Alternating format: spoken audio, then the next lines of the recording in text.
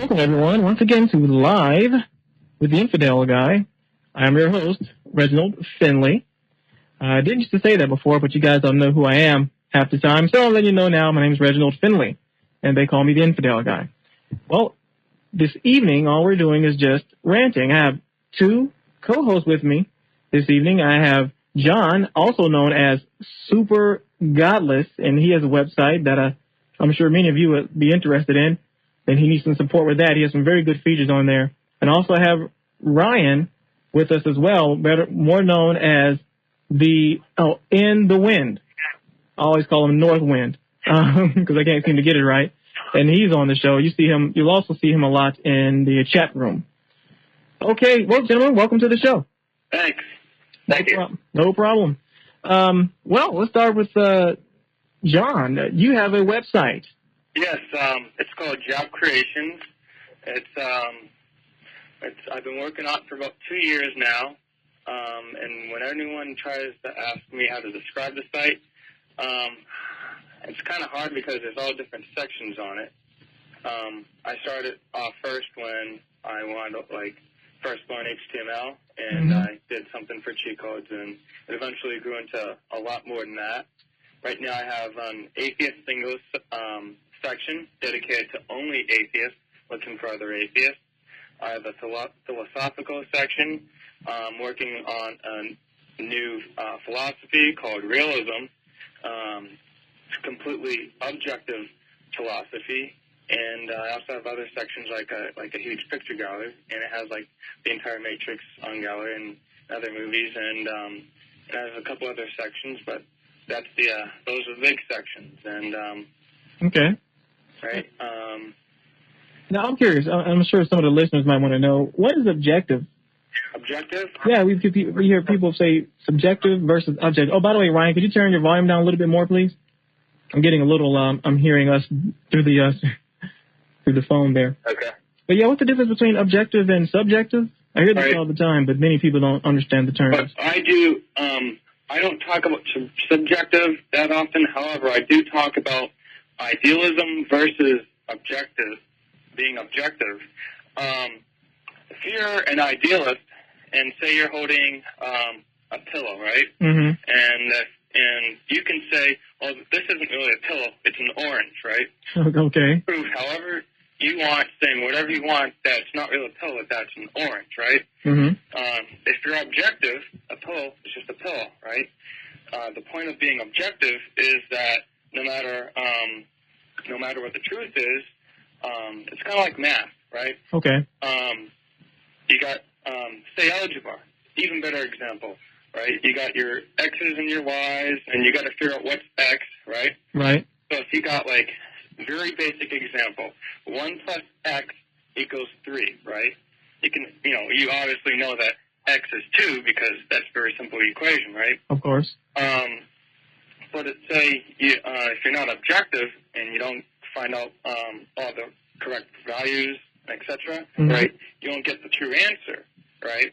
And if you don't have the true answer, well, you don't know, you won't have the correct way to perceive what you're talking about, the subject, and whatever is at hand in the conversation. It sounds like one of those common reference things that we all utilize. We need common reference to understand exactly what we're talking about. I know I'm getting debates like this all the time with people, John, and I tell them we may disagree or we may not agree on exactly the properties of what we're looking at, but we cannot disagree on that it's there. Right. You would think, and I think that all comes with education. I mean, you would think. You have somebody asking about your website. I'm sorry to interrupt you, but they want to know, where is your website? What is the URL? All right. The URL is http members.nbci.com/JADCREATIONS. I have no idea. You need to say that again. I'm typing it in for him. What's that again? Members.nbci.com right. / job creations. Oh, job creations. Okay. Right. Okay. And the site is actually right now. The site is worked on it for 2 years. The actual site is made of about, over 3,100 files, and it's about 500 megs large. If you'll notice when you go on the site, if you have Flash 4, you'll notice that it has live streaming music as well. And it's actually, I think it's the first site online ever to have over an hour of live streaming music. One of the things I like to brag about. So it doesn't have any annoying advertising whatsoever, except for when you go to the index page. But the realism page, a big part of realism is, you know how when you go in a chat room, everyone's talking about the truth, right? Right. What's the truth? My truth, their truth, right? When you got realism, there's only one truth that we're going to talk about, and that truth is the objective truth, right? A peach is a peach, a CD is a CD, a pillow is a pillow, whatever, Of course, right. And and what objective truth is, defined as truth void of opinion. That means no matter what you think, it's void, because something is what it is, no matter what you say it is or how you perceive it, You following this, Ryan? Oh, yeah, it's just a matter of whether you believe in something or not, it still is what it is. Ah. Well, yeah, exactly. And you're right. The Christians. I said Christians. I mean, some people like to make you believe, or they like to change the argument, or they want to change the subject. And I noticed that as we're sitting here talking now, and now I see exactly what they attack a lot of the time, or what they try to manipulate. They try to pull you from the realm of objective truth to their own individual subjective truths, or exactly. And you're going, wait a minute, how did this get there? And then you realize you're trying to argue something that's you can't argue. Once again, you can't argue fantasy. Right. It's like, personally, I will never argue like politics, because it's more about rumors and stuff, and you don't have anything objective.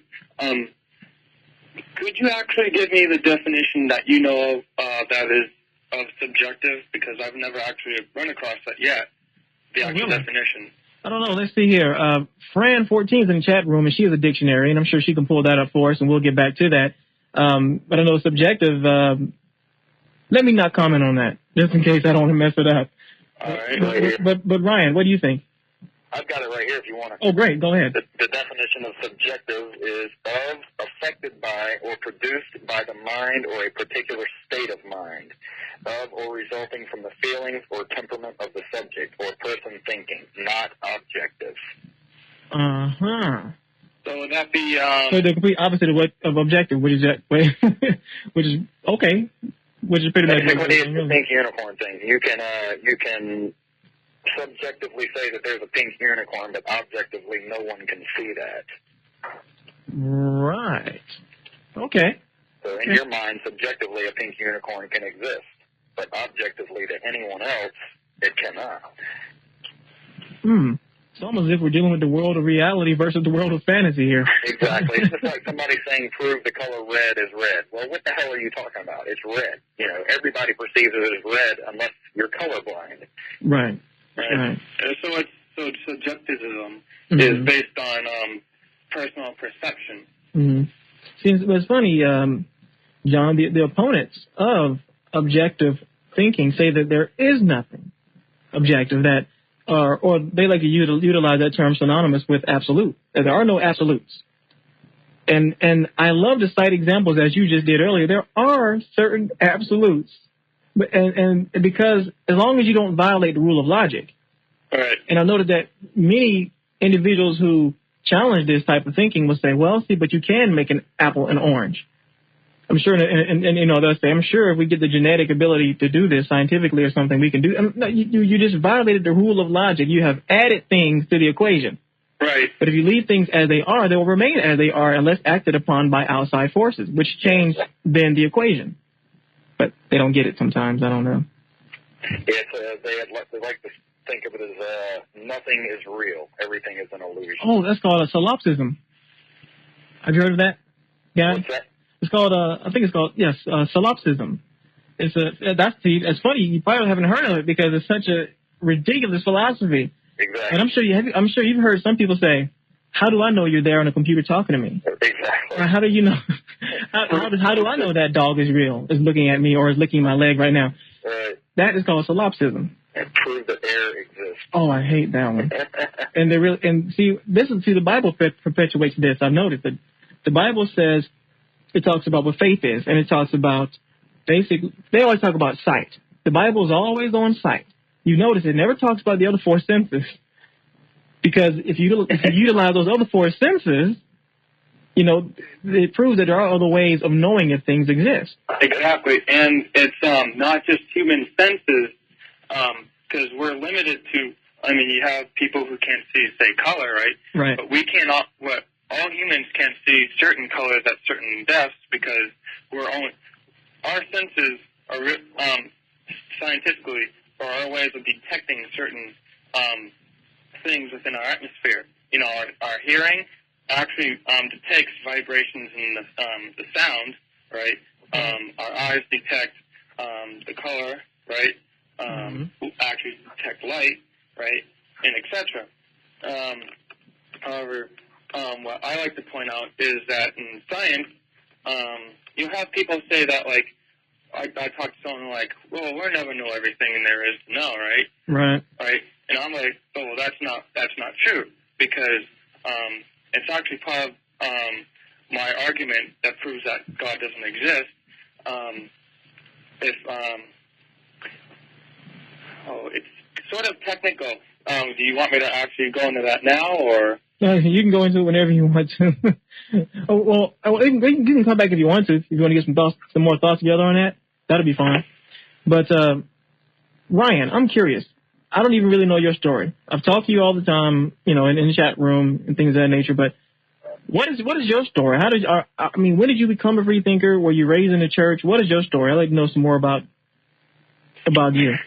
Well, in a nutshell, born to a Southern Baptist minister father.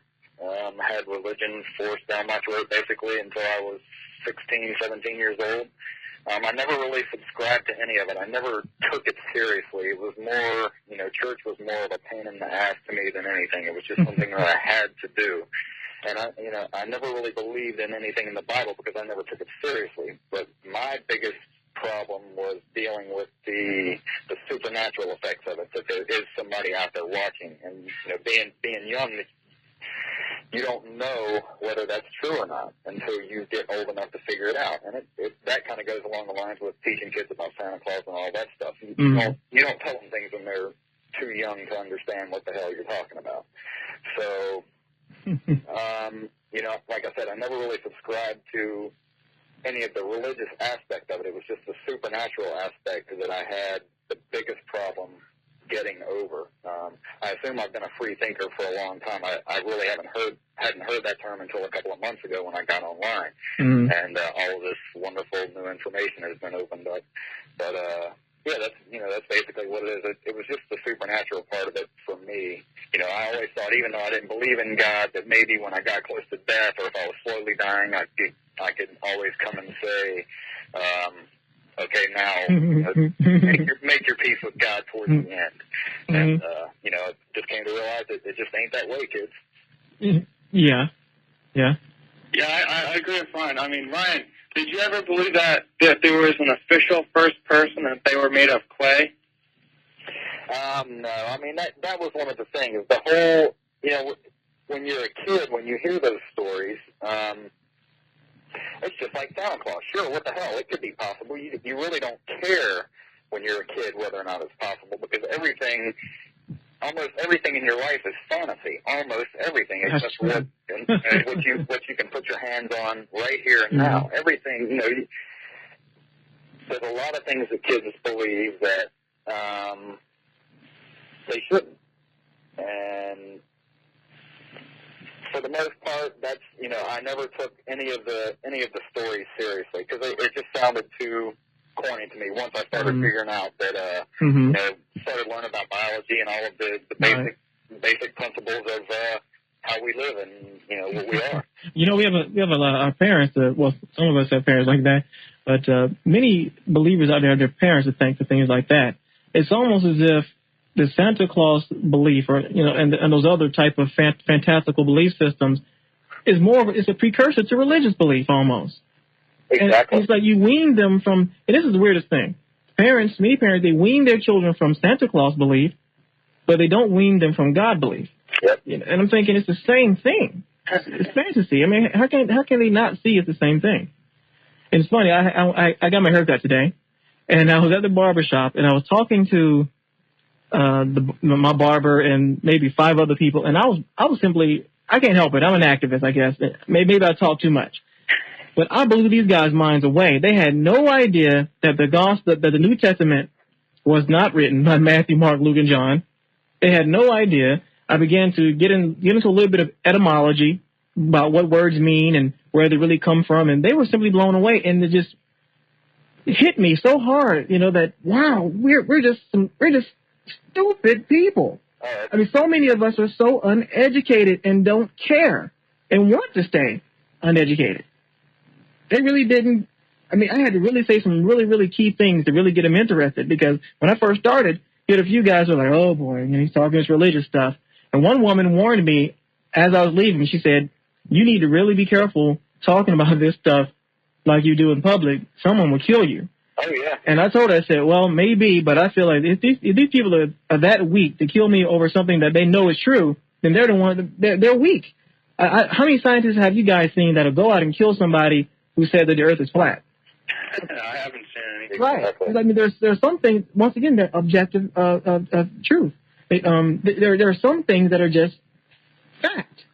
And I could not imagine getting upset over something that I know is a fact. Yep. Exactly.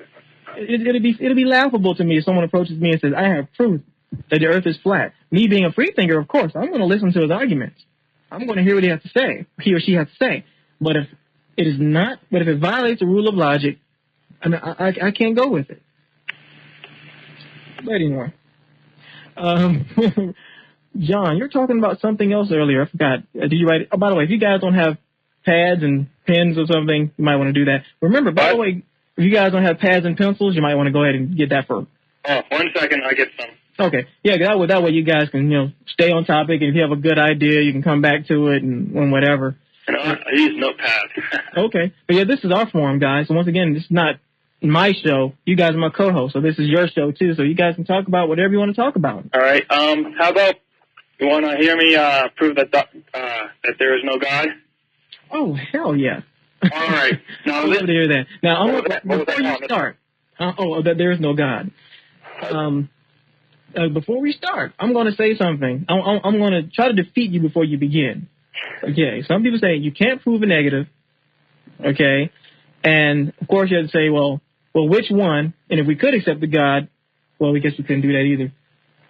That's something I'll tell a Christian. Okay, so you can say you can prove that there is no God. Now, I can't wait to hear this, John, because I don't even go there. And maybe I'm a chicken, but I don't like to go there with them. I defend my position by saying, hey, I'm an atheist. I just have an absence of theistic belief. No one has proven to me that a God exists, so I just do not believe in it. I will never tell them outrightly. I mean, I think I'm an explicit atheist, but I will not come right out and say, I can prove that there is no God. Well, I wouldn't exactly go out in public and yell that out in the middle of town square, but for you guys, I'll do it, and for the fellow atheists, I'll do it who are listening, and I think that it's something I would really like to share. It's actually, are people listening to the show right now live? Yep, sure are. Right? The people at home, if you go out, go get yourself a piece of paper and a pen, all right? And you're going to need this, and this is going to... Oh, yeah, I'm getting mine right now. This is what I'm talking about. All right. Okay, how big is the sheet of paper going to have to be? You just need one sheet of paper. Okay. One sheet of paper. Okay. All right? And you're not even going to use it that much, all right? Okay. When we say, I'm going to use the Christian God, Christian as in Baptist, Christians, Judeo-Christian. Catholics, Okay. they're all Christian-based religions. They're just in their own different views or whatever. Right. Right? This is the Christian God. I'm not going to talk about, like, other religions because I'm not as acknowledged on them, so I wouldn't want to ignorantly say anything. But I've talked to many Christian and Christian-related religions about how they define their God, right? Of course, all right. And they define their God as all-powerful, all-knowing. Mm-hmm. There's nothing that he can't do, correct? Right? So so to start the argument off, they say, prove or don't prove that God doesn't exist. Where I start off is, all right, the word existence. What is existence? What exists? How do you define that, right? Right. On your piece of paper, all right, draw a line in the middle of the paper horizontally, all right? Okay. Right. Now I want you to put down in letters the laws of physics right on that line, right? So that line represents the laws of physics. Now, on the top piece of the paper, I want you to write conceivable, as in it's a conceivable idea. What's conceivable? I can conceive the camera right here on my desk. So you're talking about things that you can perceive? Yeah, any kind of ideas that you can perceive. Okay. On the bottom piece of the paper, write that again, conceivable, right? Okay. You know, on the bottom piece of paper underneath that, write existable, as in something that can exist. Then on the top piece of the paper, write non-existable, as in things that cannot exist. And what separates what can and cannot exist is, of course, the laws of physics. Now, here you go. That's the entire piece of paper represents all ideas that can be perceived, right? You can perceive, say, an orange because an orange exists, right? You can also perceive pink, fluffy dragons flying around in, say, downtown LA, right? Mm-hmm. That doesn't exist, but you can think of something like that, right? Okay, got you. Anything that's off the paper is considered ifable, as in non-describable, as in it can't exist. Well, hey, that's one of the descriptions of God, ineffable. Well, not exactly, because if you give anything a trait, right, then it exists to a certain form. Mm-hmm. So what I'm going to say is God does not exist as people think it does. Mm-hmm. What I'm going to prove is that God exists only as a concept. That concept does not actually have physical form, and it's actually just an idea in people's minds. There's no actual God as they perceive it, because there's nothing in all of existence that would, be all-knowing and all-powerful, right? Mm-hmm. I'm curious. Did you make this up? This is I've worked on this all by myself. Okay. And I've had this for about a year now, right? You know how they say God is all-powerful, right? Right. Right. So, say God takes a grain of sand, right? And if God's all-powerful, he can make giant wax lips the size of Jupiter out of one grain of sand. I've heard that. I heard that. I don't know if I got that from your site or someone else's, but yeah, I've heard that. Yeah, I said that, right? Okay. So you got giant wax lips the size of Jupiter, right? Now, it's possible. It's an idea that you can think of. However, it defies the laws of physics, which is you can't create something out of nothing. Now, you have something, but, I mean, if one grain of sand, you need a lot more matter to create giant wax lips that are the size of Jupiter, right? Yeah, true. I've actually talked to theists, and one argument I heard was that, well, God wouldn't want to create giant wax lips the size of Jupiter. They love to think. Yeah, they love to think for God, don't they? Yeah. Yeah. God seems pretty opinionated from what I hear, right? Mm-hmm. But he created the entire universe out of nothing. Yeah. Okay. So, you know. Which is much grander than wax lips, by the way. Yeah. I've actually heard an argument from someone who said that you could create something out of nothing. And I looked up, it was bogus. That was about a month ago. Mm-hmm. But see, what you're going to do now is you're going to write the word God at the topmost part of the paper, where it says non-existable, at the topmost piece of the paper, right? Mm-hmm. Now, Right? Now, where you place these words is very important because, say, for something to exist, right? Okay. Say, Mr. Infidel, look around your room, right? And pick something up and say it exists. Okay, I'm picking up a glass of Perrier water. It exists. All right. Now, because it's so obvious that it exists, right? Of course. I mean, we here, the listeners, we obviously know that you're not going to BS us or anything, but you have absolute proof right now that exists. Mm-hmm. So what you could do is write that down at the very bottom of the paper because you have evidence right there automatically that devastatingly proves that it exists, right? Right. So I write this outside of the line here and under the existable. Put it all the way at the bottom of the paper that it exists. Exists. Okay. It's so simple to prove that it exists. Okay. All right. Now, say travel past the speed of light. Say warp technology from Star Trek, right? We don't know where to place it on the piece of paper because we obviously haven't gotten that far scientifically. Where would you place that? Well, you could actually put that. That would be a pre-argumentative, which means you could actually put it on the piece of paper. On my site, in the comparison section, in the philosophy section, give me a second, I'll go to it myself on my computer. All right, pre-argumentative. Here's the definition I have on my website. Argument about a topic for which there is absolutely no credible evidence for any suggestion, right?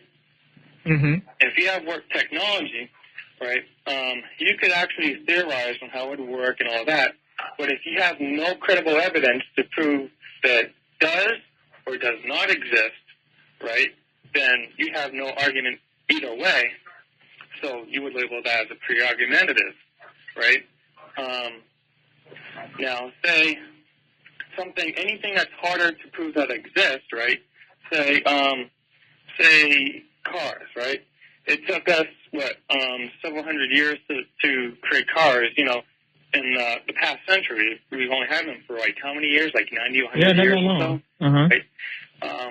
That would be further up because, you'd have to have more evidence, say, way back then when they didn't have them, right? It'd be harder to prove that they exist, but, right? Now, on the top part of the paper, now I know everyone's wanting to hear this about God. Yeah. The reason why I put God at the top of the piece of paper is because anything that is devastatingly easy to prove that doesn't exist goes at the topmost part of the paper. And why I say that is because God defies all the laws of physics. All right? Knows all, can do anything, etc., right? You can't defy the laws of physics any more than that, right? An important thing to know about realism is that there's a statement I commonly use, right? To help describe existence, right? The universe is an unconsciously predetermined and unmeasured medium, right? Unmeasured because we don't know how big it is, right? Or if there's actual size, and unconsciously predetermined. Now, what predeterminism means? It sounds like you have to assume existence because we obviously are here. Right. Determinism, the view that every event in the universe is dependent upon other events that are its causes. In this view, all human actions and decisions, even those we would not normally describe as free and undetermined, are totally dependent on prior events that cause them. And I say that unconsciously. Is there a shorter, quicker version to this? Because you're kind of losing me in some respects. All right. What? Okay, because I know many of the listeners that we want to get down to the nitty gritty. Because I know there's a simpler version of this. I know you can do it, but what I have so far, you say God is in the non-existence portion, right? Because that's what you believe. Correct. Anyway, or that's what you've accepted. So you have you have the line of physics drawn between conceivable and conceivable, and you have existable outside of conceivable at the bottom of the paper. Then you have non-existent at the top. Is conceivable. I'm sorry? So conceivable should be at both right. Is it both ends of the spectrum? Okay. I mean, I'm looking at this, what is that, two-dimensionally? And All right, let me give you another trait of God. See how a theist could escape this. A theist could still say, well, of course not. God created the laws of physics. He exists outside the laws of physics because he created time. He did all these things. He exists, of course, outside of that. But he can come in and intervene whenever he feels like it. All right. Another quality, like when you say God is all-powerful, right, that would mean that anything is possible. And if anything is possible, that means that random exists. You know what random is, right? The inability to forecast something, right? Yeah. If something is random, right, there's no such thing as random in the universe. It's only our inability to forecast something, right? If you said, like, if you put oxygen and hydrogen together, they always become H2O, water, in a certain case. All things in the universe, since they're unconscious. I got your point. Things that are predictable are obviously, that's just the way it's going to happen. Right. If there was a God, right, then random would actually exist, but as in the form as, well, a peach would randomly feel like becoming an apple, just because, you know, it just randomly happens. Okay. Right? Right. And that obviously wouldn't happen, but if random existed in that sort of form whatsoever, right, universe wouldn't really, well, it's just skippable, basically.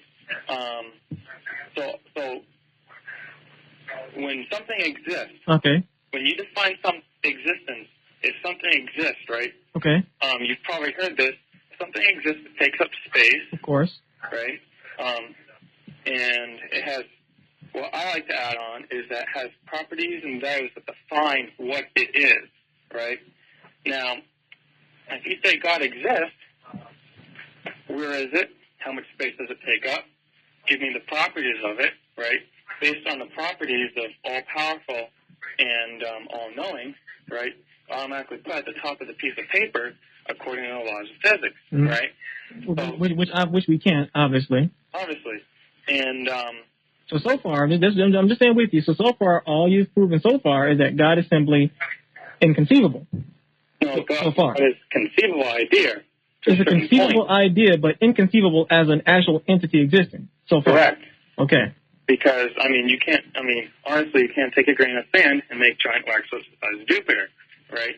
And if a God existed, but God can. According to the Christians, right, then it would be able to do that. However, then why would we have the laws of physics?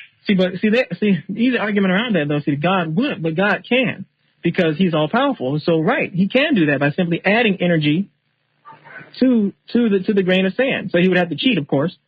Right. But he's God. So he would simply add energy to that to make wax lips as big as Jupiter. Because he has he possesses infinite energy. But all right, say you're a school child and you're just learning all this, right? Right. The important thing is, when someone says, when you're young, right, and they first try to get you to believe in God, right? Okay. They show you evidence. It's like I'll take your word that you have that glass with that drink in it, right? Of course, because you're familiar with a glass of Perrier water probably is or even looks like. Right, you know what a glass I have a C here in my hand, right? It's obviously that it exists. I'm not going to question that. But when you're a child, right, and they say, well, this is God, blah, blah, blah, and they try to get you to believe in God, right? Mm-hmm. Like, I've always been atheist, right? I never actually knew the definition until about halfway into high school. But the thing is, I just lost my train of thought. But, all right. When you're a school child, right, you want to see it, right? Mm-hmm. You want to, who is God? Can I meet this person? What not, right? The trick with the religion is that it's all idealism, right? Versus they're not objective, right? They might say they're objective, but they're... Well, of course, their argument is, well, look at nature, look around you. That's evidence of God's creation right there. Right. And God's power. And they'll say, they'll say, oh, but what about evolution? And they'll say, yeah, what about evolution, right? They'll just say, well, God created everything to make it look like it, to question your... Oh, man. Yeah, I've heard that one too. Exactly, right? Versus, you know, you look at evolution and it just makes sense, and then they'll say, oh, yeah, God put it that way to make it look like sense, right?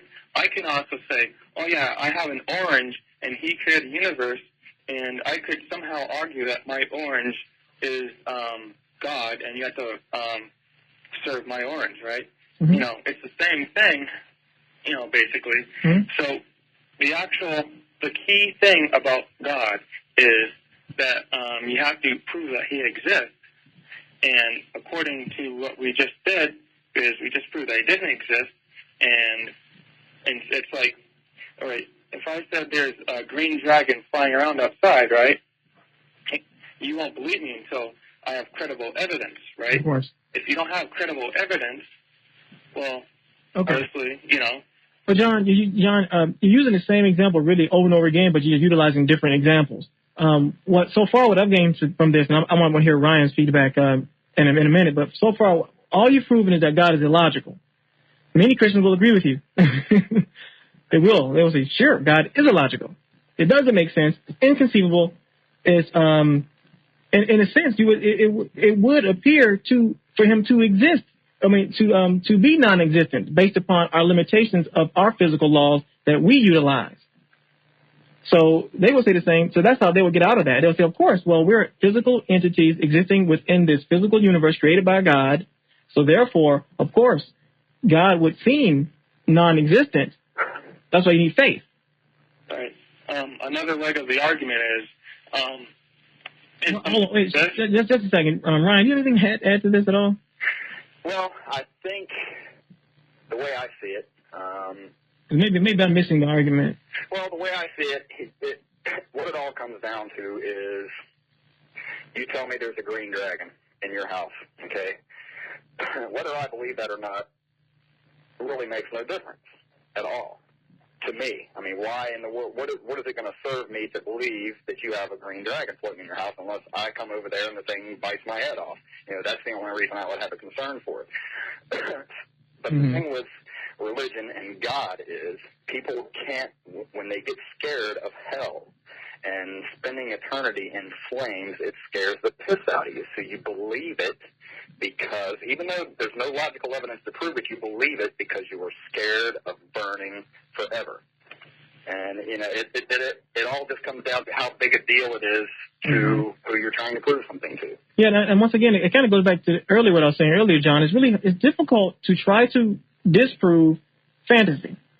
You can logically disprove it. You can utilize the rules of logic and show how it's untrue. You can utilize the current laws of physics that we have, and you can show how that doesn't make any sense. You can utilize the fossil record and all these other things to show that these creatures have never existed. But I think once we tap into, we're talking about reason versus faith, essentially. And I think a lot of what it comes down to is you can't put reason on imagination. Right. Because it's concocted. It's because it's in someone's mind. Right. Another thing I'd like to add is that because they're idealists, right? Okay. They can continuously make up as much as they want, right? And to add on to the story. It's also like a salesperson, right? You walk in and they'll tell you all the great things about it, right? And all the bad things will happen if you don't buy it, right? And they'll obviously make a lot of, sensible reasons. Like, say, you'll buy especially if you're ignorant about what you're purchasing, too. So they're trying to sell you something to protect your computer from power surges, right? Right? It never happens, right? But they'll argue, it could happen anytime, blah, blah, blah, whatever. They can make up all the stories in the world, and they can actually make it sound good. But remember, they're being ideal because they still have a product and they're trying to sell it. Well, I know. If it wasn't for my dad's surge protector, his computers would have been fried. But well, I just made up an example. No, I got you. Right. And being idealist, they're trying to sell this thing. Of course, salespeople appeal to emotion. Right. When you're objective, right, and say someone tries to sell you God, right, if you are going to believe in something, right, they have to prove to you that it exists, right? And you have to be objective about it, because you can't just, believe that something truly exists if it doesn't truly exist, right? Like, if, I have a CD-ROM in my hand and I don't, right? And, it's obvious that I don't have the CD-ROM in my hand. But when you try to prove something, right, there's no reason to label it as fact or to believe in it until you have credible evidence. And based on logic, there is no credible evidence. So therefore, until someone shows credible evidence that shows that God exists beyond their idealistic message, then the fact is simple: God does not exist. Well, I hate to say this, John, but I really think you made a leap. You really did. You went from, okay, it's rational, to God doesn't exist. I mean, still, I don't know. Maybe it's just me. I'm not convinced yet. I guess I'm being angel's advocate here, but I'm not convinced yet that you have proven to me that God does not exist. Exactly. And not even to an atheist, I don't think that argument would do it. Yep. Just be honest. I mean, I'm just being honest. And that's cool. I mean, we're still sharing ideas. Maybe we can all come up with a even better argument. But really, once again, all you've shown is that it's irrational and it's illogical, stuff that we already know.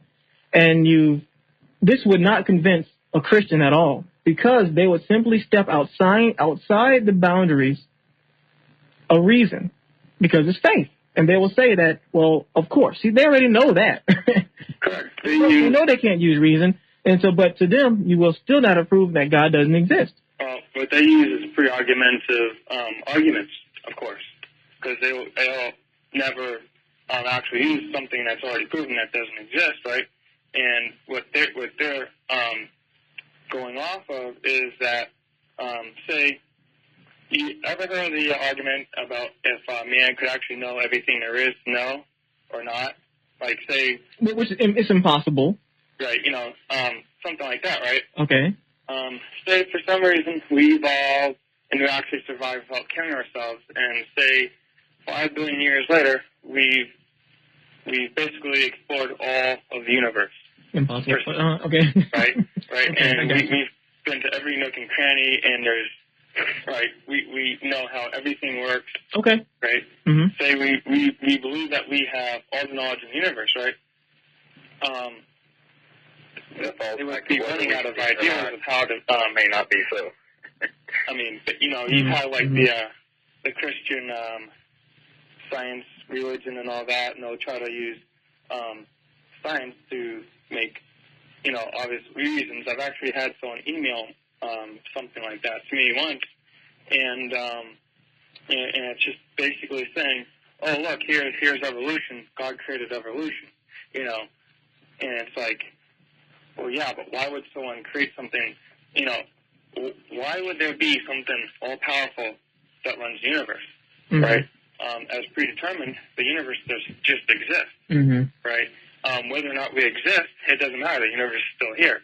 Universe, H2O is still water. mm-hmm. Everything will still go on, mm-hmm. whether or not we're here or not. And what a lot of people idealistically would like to believe is that there's someone taking care of us all and watching over us. It wouldn't hurt. Yeah, sounds like a good idea to me.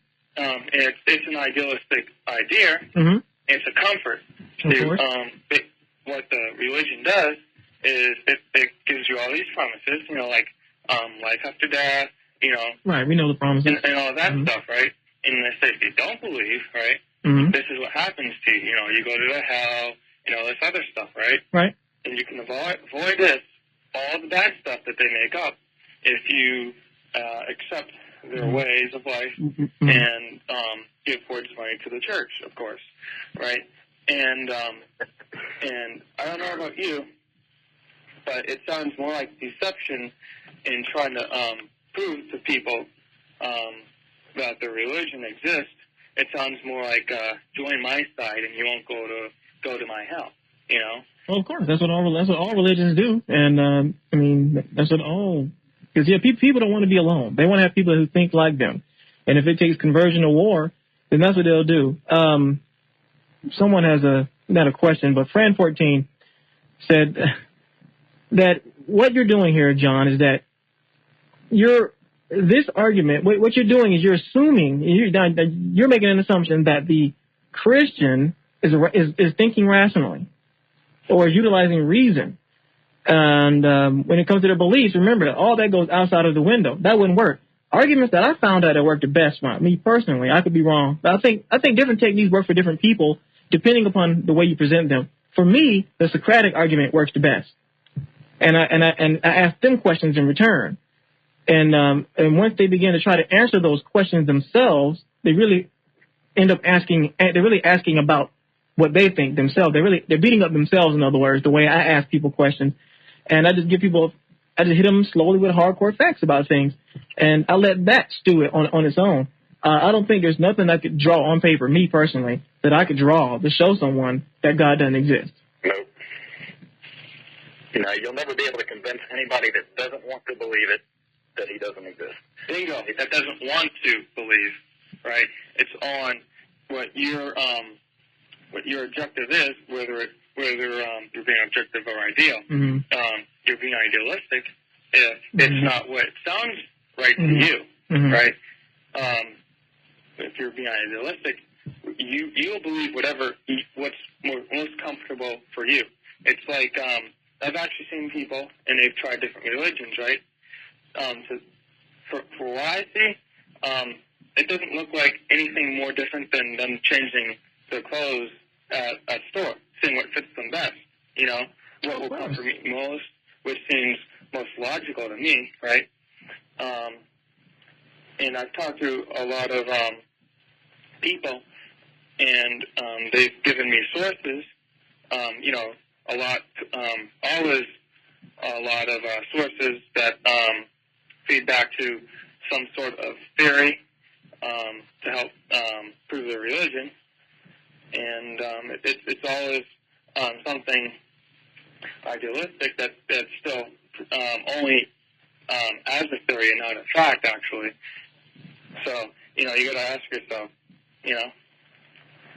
Okay, well, we don't have that much time left. It looks like Tammy wants to call in to the show. I don't know if she wants to call in or what, but I guess that would be cool to hear her say a few things, I'm sure. Okay, so basically this is just, okay. I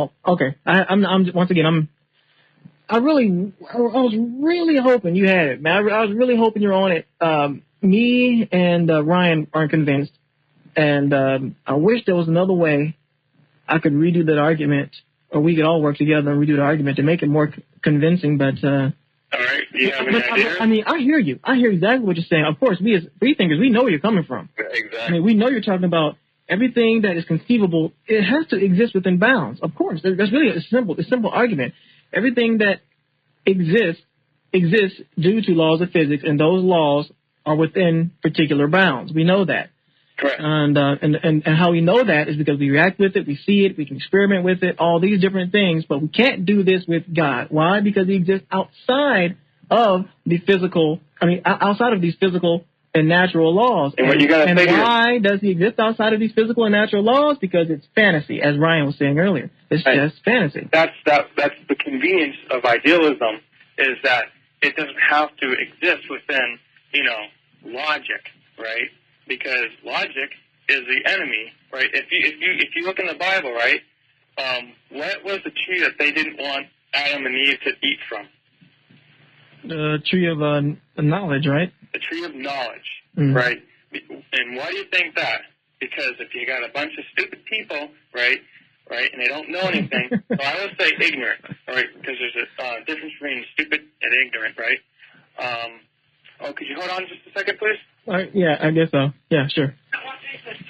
Man. Oh, okay. A friend just walked in the door. I'm sorry. Okay. And the hour's just about up. Anyway, what you can do is send me some emails. We can try to work on that together.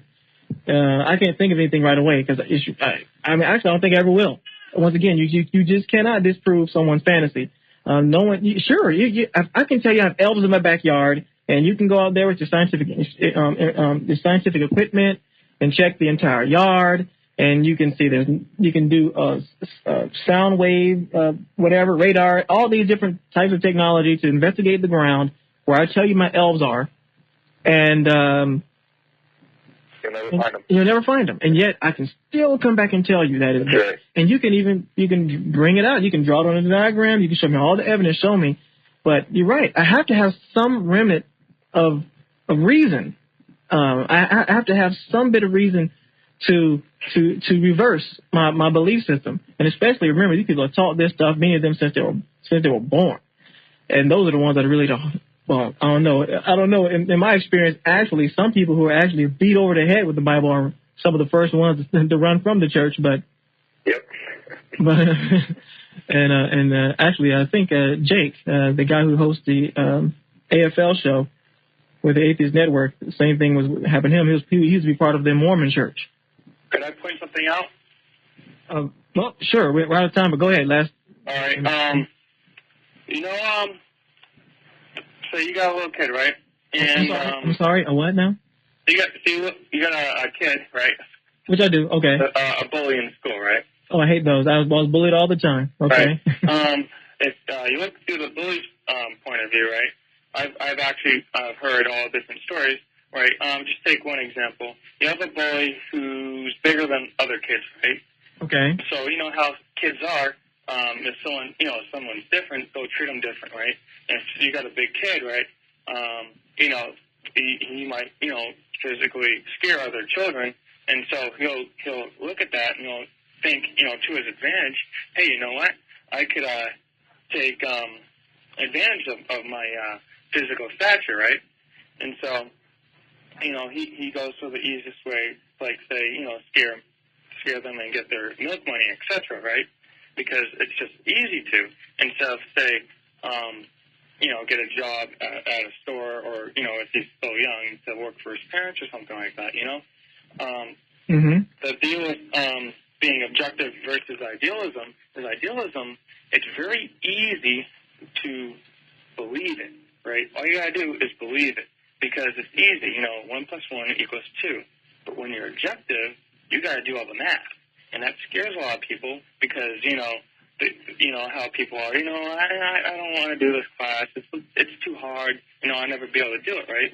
So people are just scared of the fact that they got to think a little bit harder, right?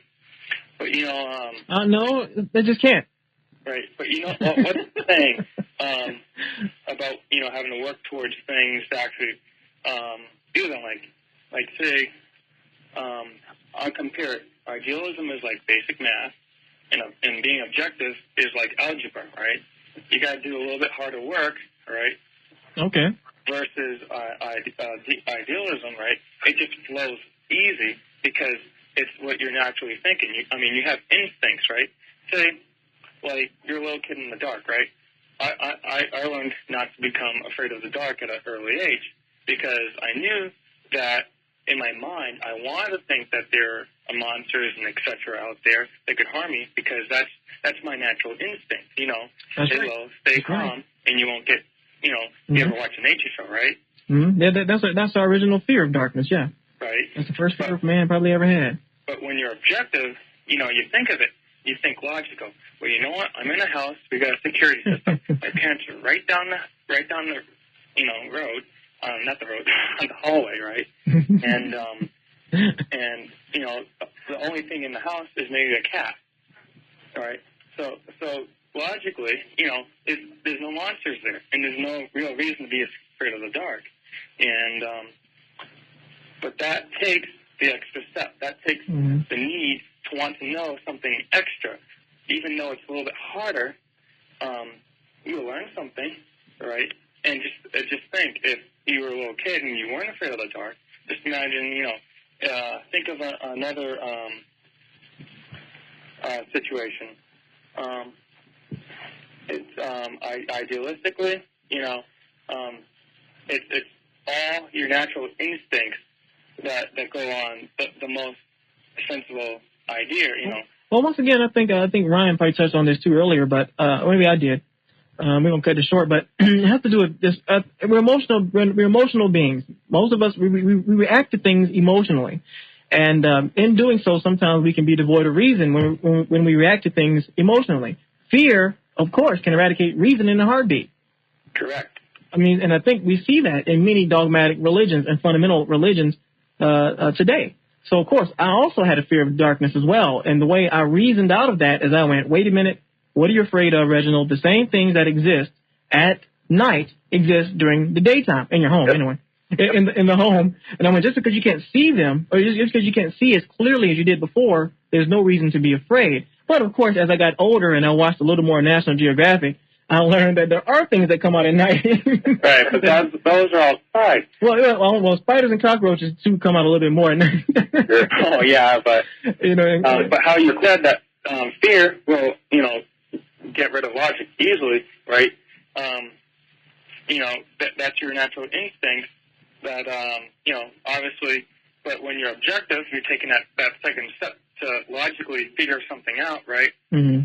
And, it's all about thinking then. It's just thinking and thinking ahead. That's a good one, actually.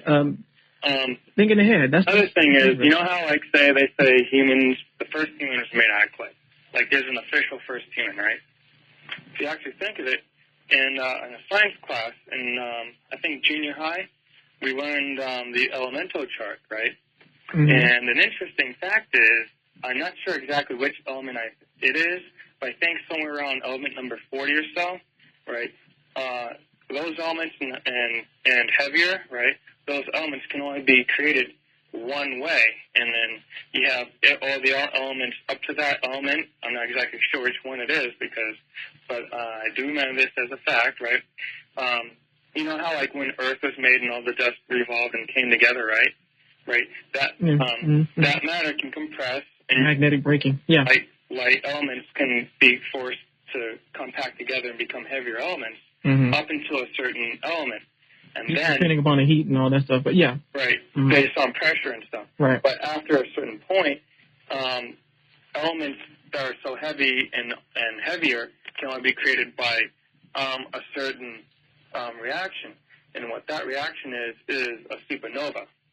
And if you know what a supernova is, if you don't, for the people who don't know what a supernova is, it's an exploding star. And only the largest stars usually explode.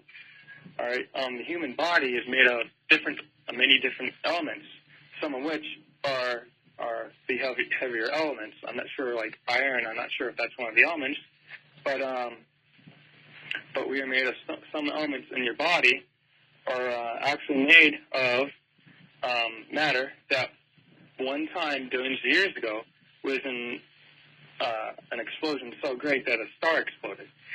And personally, I think versus idealism, right, to be made out of Play-Doh is pretty insulting versus the actual fact that some of the elements in your body was in an explosion the size of a star that exploded.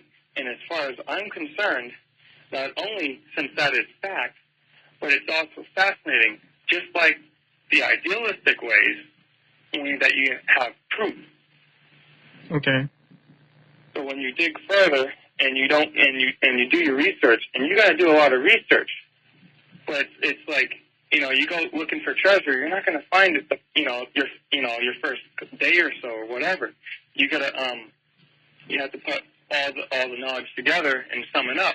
Of course. And whether or not the truth of the matter is they don't want to do that. Of the truth is accurate. We got to give it to them. The more you learn, the more you have to sum up. Until eventually your perception of the truth is accurate, and you thus have the objective truth. Right. But, we're preaching to the choir. And even if we have any Christian listeners, they're not really, it's hard for them to absorb so much information so soon. So maybe in Ryan's experience as well as mine, just a little bit of information at a time can do wonders, because the fact of the matter is that really many of them just don't know. They don't want to put the extra effort involved. Learning how to think critically is you can gain that experience on your own, but it can be taught as well, and it's just going to take time. But I thank both of you guys for appearing on the show. I wish, Ron, you could have said more. And what it will do, oh, by the way, I will continue. Right now, I'm going through this process. I'm searching for some great co-hosts. So I'm getting this together for, so if any of you are interested on appearing on the Infidel Guy audio show as a co-host, give me a email, and we can see what we can do, because I got a feeling with great minds, as many great minds as there are out there, that we can come together and put on a great forum. Recently, I think on some cable network, there's a group of, actually it's a, I don't know if it's a cable or not, I don't know, but there's a group of women who just talk about nothing, and they make a lot of money. So I figured, I know that if we can get a couple of, free-thinking individuals on the show to just get our minds together and speak on some issues that people would be interested in, and in a very logical and concise manner. And, well, I think it can be okay. So, once again, guys, thank you all for tuning in. Ryan, I need to talk to you after the show. Super, thanks for joining us. If you have any more articles, go ahead and send those articles to me. I can send you some more articles tonight. If you want, you can post them on your website. Actually, you know what? Tonight I'm actually going to Vermont. So my friend just came in here. That's why I was interrupted before, but that's fine. But yeah, I get back to you. I get you some articles. I've got an opinion on everything except for the death penalty. So you give me a subject, and I get all over it like stank on shit. So. Okay. Okay. Thanks for joining us, and I'll see you guys all tomorrow. All right. Have a good night. You too. Bye.